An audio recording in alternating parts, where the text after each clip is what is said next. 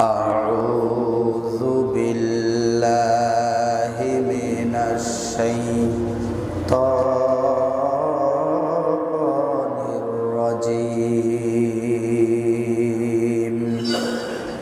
بسم الله الرحمن الرحيم يا أيها الذين آمنوا إذا نودي للصلاة من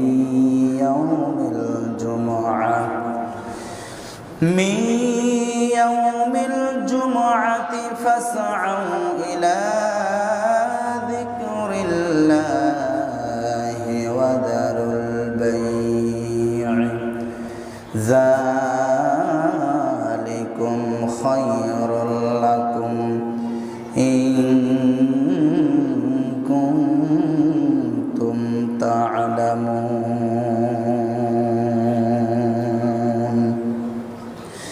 فإذا قضيت الصلاة فانتشروا في الأرض وابتغوا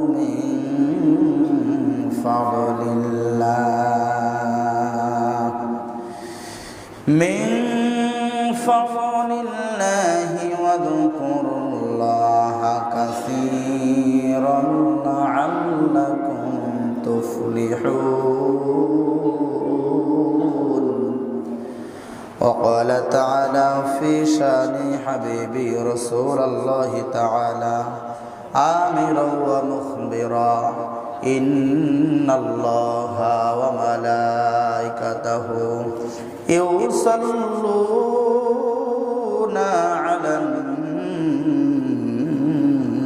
النبي يا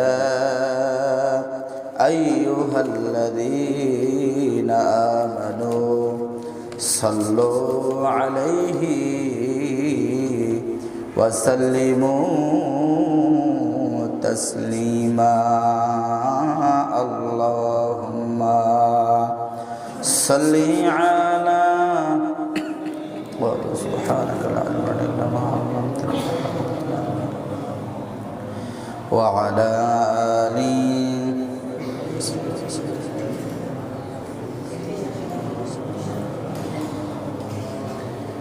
اللهم صل على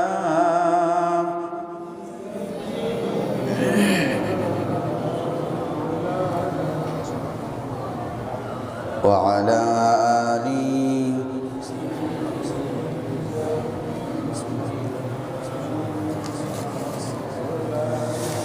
আলহামদুলিল্লাহ আল্লাহ সুবহানাহু ওয়া তাআলা লাখ কোটি শুকরিয়া আল্লাহ রাব্বুল আলামিন আমাদেরকে দল মত নির্বিশেষে পবিত্র জুমার দিন সুস্থ শরীরে আল্লাহ তাআলার ঘর মসজিদে জুমার নামাজ পড়ার জন্য নিয়ে এসেছেন। এজন্য খুশি হয়ে আল্লাহ সুবহানাহু ওয়া তাআলার দরবারে আল্লাহ তাআলার শিখানো ভাষায় কালিমাতুশ শুকর আমরা আদায় করছি, সকলে পড়ছি আলহামদুলিল্লাহ। শত কোটি দরুদ আর সালাম মানবতার মুক্তির মহান নায়ক, বিশ্ব মানবতার মুক্তির দূত, সারা বিশ্বের নির্যাতিত নিপীড়িত মাজলুম মানুষের মাজলুম জননেতা, আকাই নামদার তাজদারে মদিনা, সোনার মদিনা, বাবে মদিনা, বিশ্ব নবী জনাবে মুহাম্মদুর রাসূলুল্লাহ, আমরা সকলেই সমস্যারে নবীজির উপরে দরুদ পাঠ করে পড়ছি সাল্লাল্লাহু আলাইহি ওয়াসাল্লাম। প্রিয় ভাইরা, আপনারা সবাই কেমন আছেন? আলহামদুলিল্লাহ রাব্বিল আলামিন। প্রিয় উপস্থিতি, আজকে আমাদের আলোচনার বিষয় সূরাতুল জুমা থেকে সূরা জুমার 9 নম্বর এবং 10 নম্বর আয়াত কারিমা আপনাদের সামনে তেলাওয়াত করেছি। আল্লাহ রাব্বুল আলামিন এই আয়াতে কারিমা উত্তম হলো তাই ইন কুনতুম তা'লামুন, যদি তোমরা আসো এটাই তোমাদের জন্য সবচাইতে শ্রেষ্ঠ, সবচাইতে উত্তম, এতে কোনো সন্দেহ নাই। কি ভাই, সন্দেহ আছে? সবচাইতে উত্তম হলো তোমাদের দুনিয়ার সব কাজকর্ম ফেলে রেখে আমি আল্লাহর জন্য যখন তোমাকে ডাকা হয় তখন তোমরা জুমার জন্য দৌড়াও। প্রিয় ভাইরা আমার, এই হলো সরল অনুবাদ আমরা পড়লাম।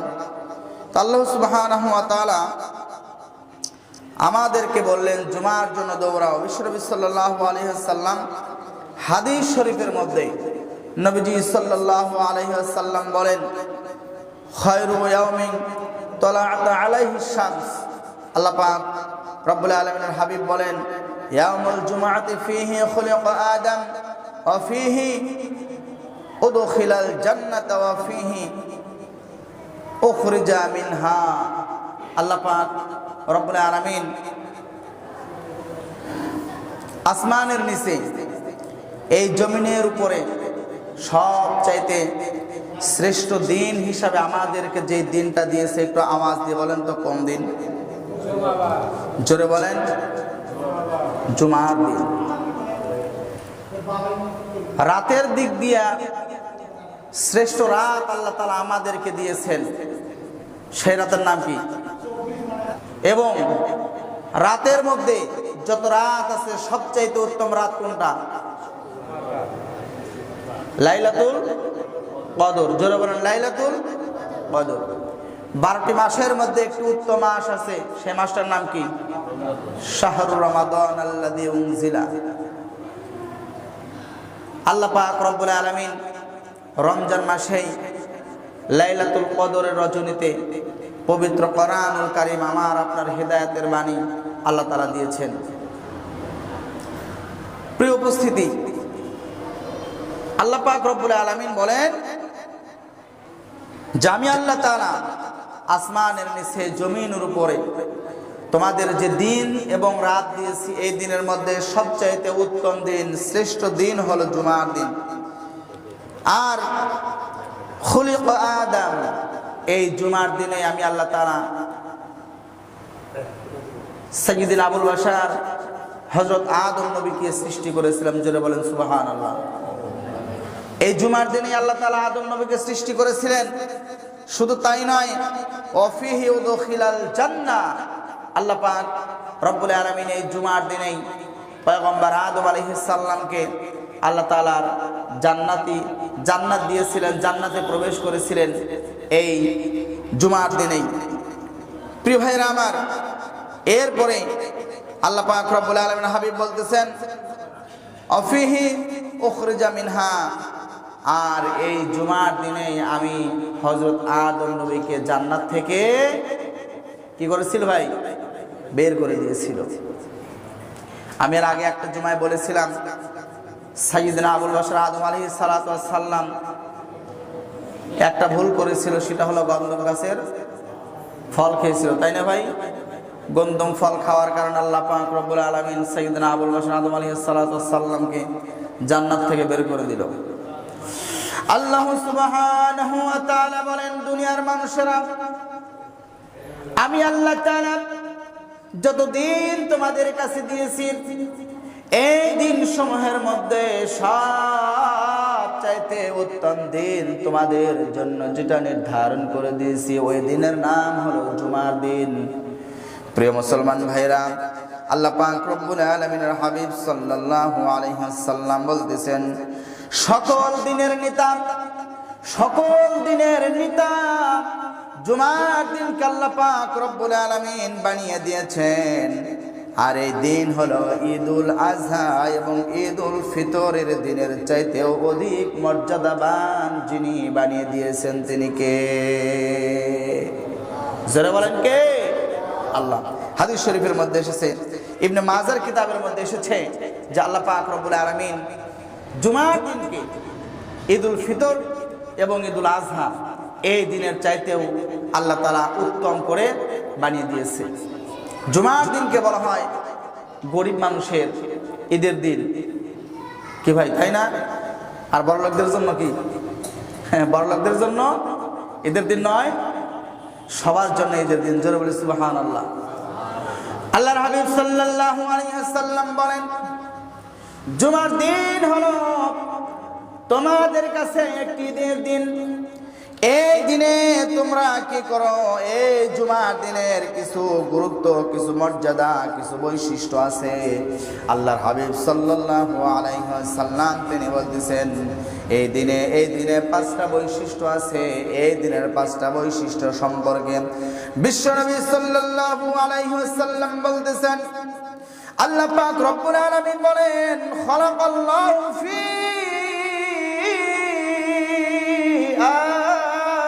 আদম।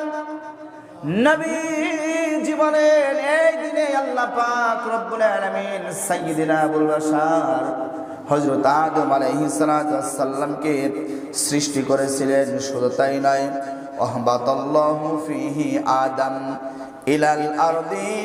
আল্লাহ পাক রব্বুল আলামিন এই দিনে আল্লাহ পাক রব্বুল আলামিন আল্লাহ তাআলা হযরত আদম আলাইহিস সালাতু ওয়াস সালামকে পৃথিবীতে অবতরণ করিয়েছিলেন। পৃথিবীতে আল্লাহ তাআলা নামিয়ে দিয়েছিলেন জান্নাতের মধ্য থেকে। আগের হাদিসও আমরা পেলাম, আবার এই হাদিসের মধ্যে আমরা পেলাম। এরপরে বিশ্বনবী সাল্লাল্লাহু আলাইহি ওয়াসাল্লাম বলতেছেন, এরপরে নবীজি সাল্লাল্লাহু আলাইহি ওয়াসাল্লাম বলতেছেন, অফিহি তাওয়াফাল্লাহু আদম। আল্লাহ পাক রব্বুল আলামিন এই জুমার দিনে সাইয়্যিদিনা আবুল বাশার আদম আলাইহিস সালাতু ওয়াস সালামের মৃত্যু দিয়েছিলেন। জোরে বলি সুবহানাল্লাহ। তাহলে এই জুমার দিনের গুরুত্ব আছে না নাই? আমরা অনেক সময় মোনাজাতে বলি, আল্লাহ আমার মৃত্যুটা যেন জুমার দিন হয়। কি ভাই বলি না? কি ভাই বলি কি না? বলি। জুমার দিনে আল্লাহ তাআলার কাছে মৃত্যু কামনা করবেন। আল্লাহকে বলবেন, রব্বুল আলামিন জুমার দিন যেন আমার মৃত্যুটা হয়, অজু অবস্থায় যেন আমার মৃত্যু হয়, সুবহে সাদিকের সময় অথবা আসরের নামাজের সময় যেন আমার মৃত্যুটা হয়। এই সময়গুলো অত্যন্ত বরকতপূর্ণময় একটি সময়। এভাবে আল্লাহ তাআলার কাছে দোয়া করতে হবে। প্রিয় ভাইরা আমার, নবীজি সাল্লাল্লাহু আলাইহি ওয়াসাল্লাম বলতেছেন, সাআতুন লা ইয়াসআলুল্লাহু ফিহা আল-আবদু শাইআন ইল্লা আতাহু মা লাম ইয়াসআল হারামা। আল্লাহ পাক রব্বুল আলামিন হাবিব সাল্লাল্লাহু আলাইহি ওয়াসাল্লাম বলতেছেন, এই জুমার দিনে এমন একটা সময় আছে, জুমার দিনে এমন একটা সময় আছে যে সময়ে দোয়া করতে দেরি হবে, কবুল করতে যিনি দেরি করবেন না। আওয়াজ দিয়ে বলেন তো তিনি কে?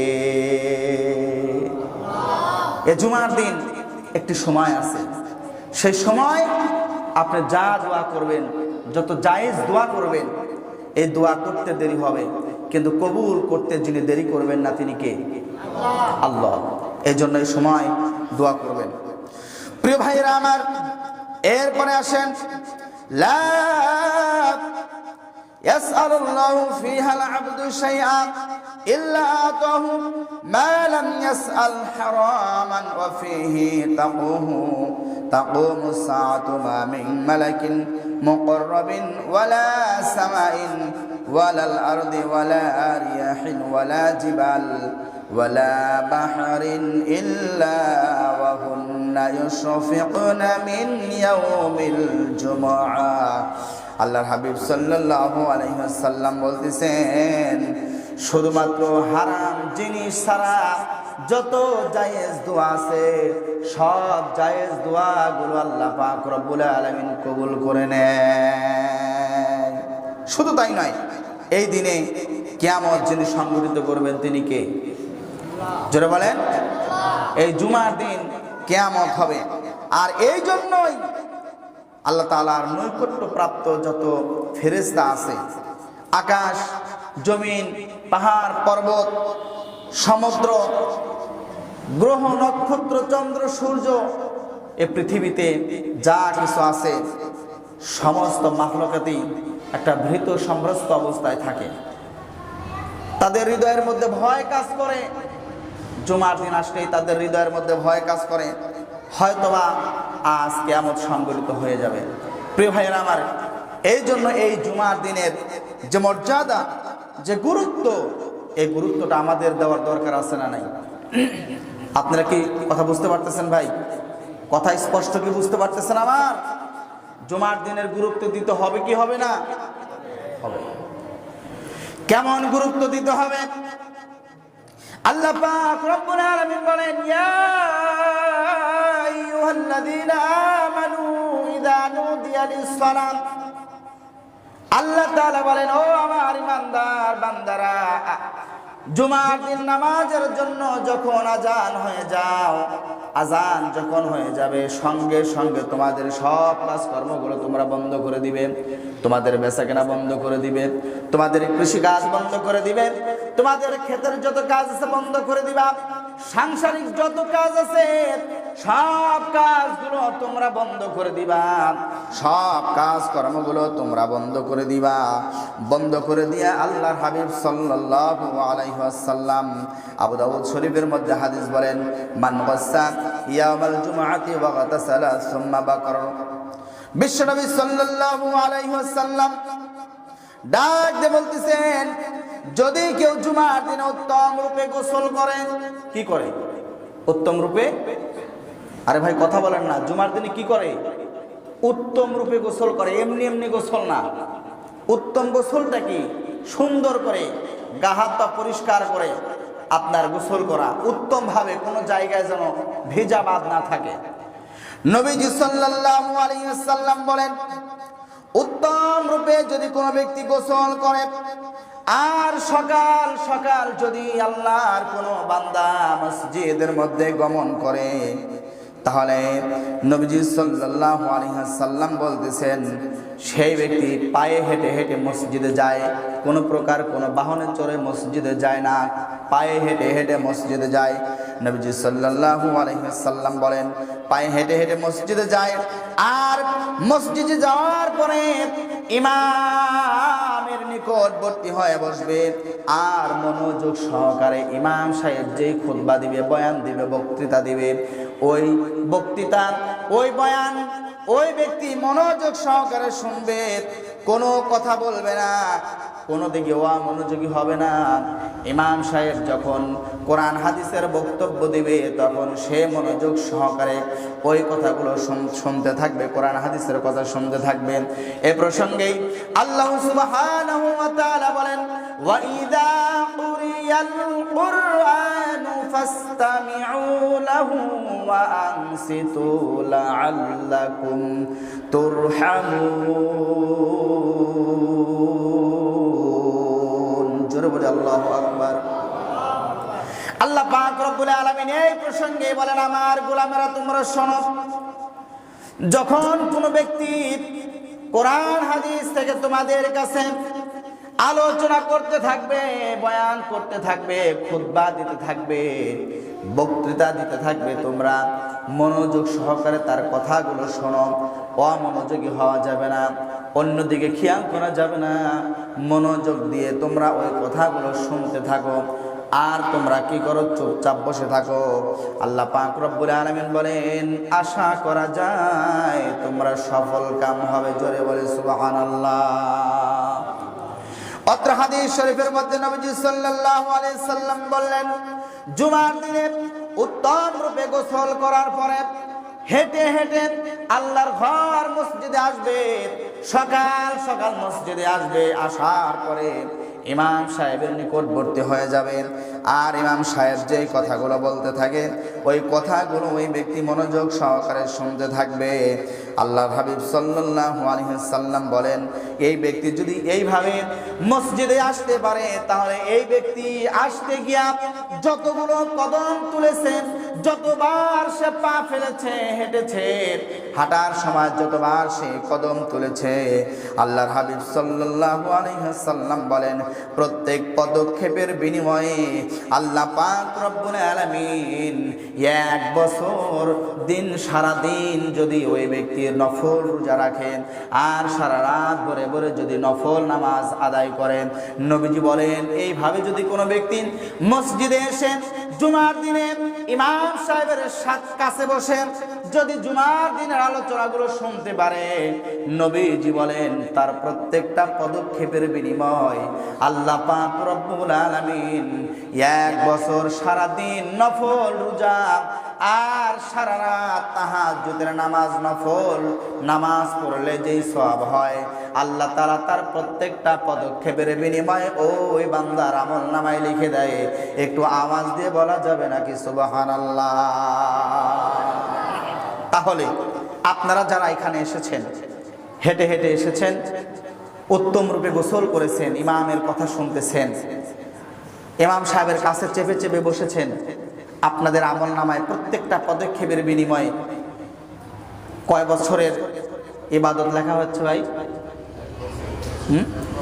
প্রত্যেকটা পদক্ষেপের বিনিময়ে কয় বছর? 1 বছর। এটা চারটিখানি কথা না, তাও যেমন তেমন ইবাদত নয়, এটা কবুল ইবাদত। আপনি 1 বছর একাধারে রোজা করেছেন, সেই রোজা কবুল হয়েছে। একাধারে 1 বছর নফল নামাজ পড়েছেন, এই নামাজটা কবুল হয়েছে। এই কবুলিয়তের নামাজের সওয়াব আর রোজার সওয়াব যিনি বান্দার আমল নামায় লিখে দেয়, আওয়াজ দিয়ে বলেন তিনি কে? আস্তে বলবেন না, জোরে বলেন তিনি কে? শুধু তাই নয় প্রিয় মুসলমান ভাইয়েরা আমার, এখানে আরো অনেক কথা আছে। বিশ্বনবী সাল্লাল্লাহু আলাইহি ওয়াসাল্লাম হাদিস পাক, হাদিস শরীফের মধ্যে নবীজি সাল্লাল্লাহু আলাইহি ওয়াসাল্লাম আর একটি হাদিস শরীফের মধ্যে বিশ্বনবী সাল্লাল্লাহু আলাইহি ওয়াসাল্লাম, হাদিসটা বুখারীর হাদিসের মধ্যে নবীজি সাল্লাল্লাহু আলাইহি ওয়াসাল্লাম বলেন, যে ব্যক্তি জুমার দিনে জুমার নামাজ আদায় করার জন্য এমনভাবে গোসল করে, যে ব্যক্তি নাপাক হলে যেইভাবে উত্তমভাবে গোসল করে, নাপাকের ন্যায় যে ব্যক্তি উত্তমভাবে ডলে ডলে পরিষ্কার করে সাবান দিয়ে যেইভাবে ওই ব্যক্তি পরিষ্কার পবিত্রতা অর্জন করে গোসল করে, নবীজি সাল্লাল্লাহু আলাইহি সাল্লাম বলেন এরপরে প্রথম প্রহরেই মসজিদের দিকে রওনা হয়।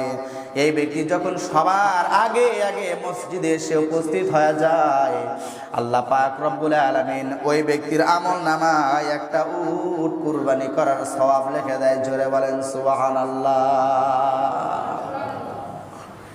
চিন্তা করছেন একটা উটের দাম কয় টাকা ভাই?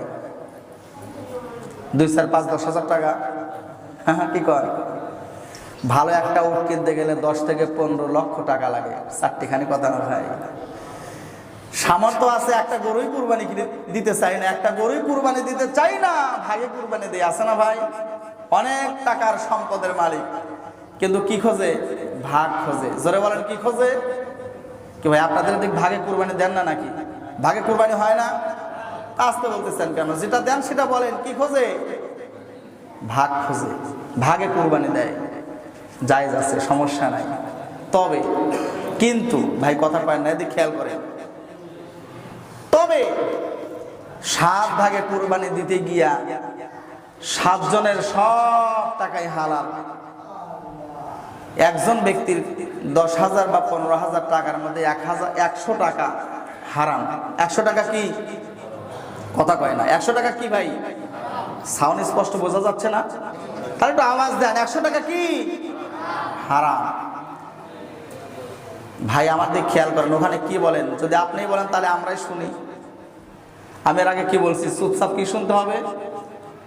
ইমাম সাহেবের কথা শুনতে হবে। এটা চারটিখানি কথা না, একটু মনে কষ্ট নেই, শোনেন কি বলি, পরে বলেন যদি কথা থাকে।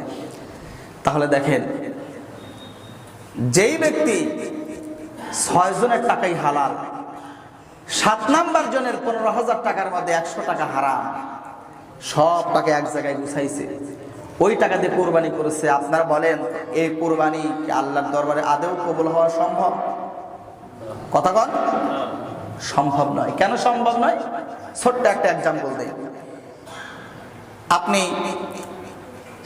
7টা গাভী দহন করেছেন। এদিক গাভী আছে তো ভাই, গরুর আবাদ হয়। 7টা গাভী আপনি দহন করেছেন, 7টা বালতিতে আপনি দুধ রাখছেন।